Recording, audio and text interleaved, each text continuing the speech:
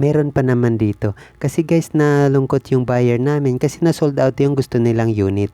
Sayang, RFO pa naman yun. Kaya ito na lang ang in-offer namin sa kanya. Dito din yan sa Pacific Park Place. Ang ganda ng village na to, guys. Tingnan ninyo. Yung amenities niya pa lang, yung swimming pool niya pa lang, akala mo na sa resort kayo.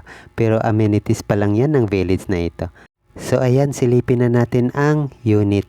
Ito guys, ang unit pala pre-selling, okay naman kay buyer kahit na may pang spot down naman siya. So i-construct din naman agad yun. Siguro mag-wait siya ng 8 to 12 months.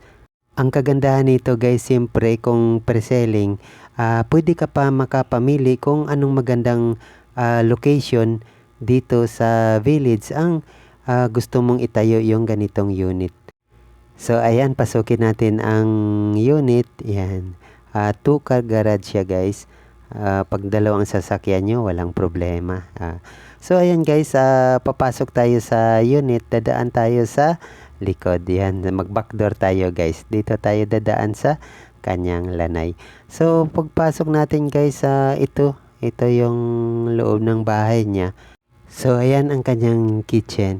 So, complete na yan guys. Kung ano ang nakikita ninyo dito, yan mismo ang marireceive ninyo pag turnover ng unit.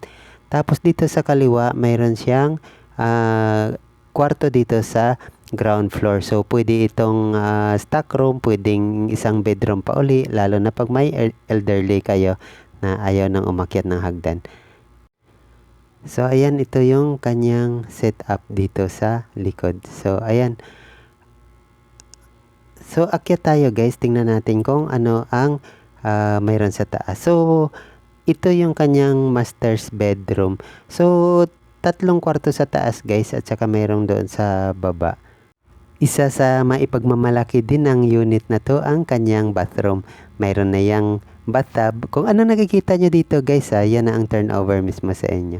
Yung shower room niya, siyempre enclosed yan para hindi kakalat ang tubig. So, ayan guys, ang kanyang cabinet dito ay up to ceiling na. So, marami-rami ang pwedeng mailagay dyan. So, ito guys, kung hindi naman kayo nagmamadali, pwede tayong kumuha ng pre-selling. Pag nag-spot down kayo, pwede na itatayo agad ang inyong unit. Ayan, kung gusto nyo ganitong unit guys, may mga available pa dito. Mag-comment lang kayo dyan guys o mag-private message dito sa amin.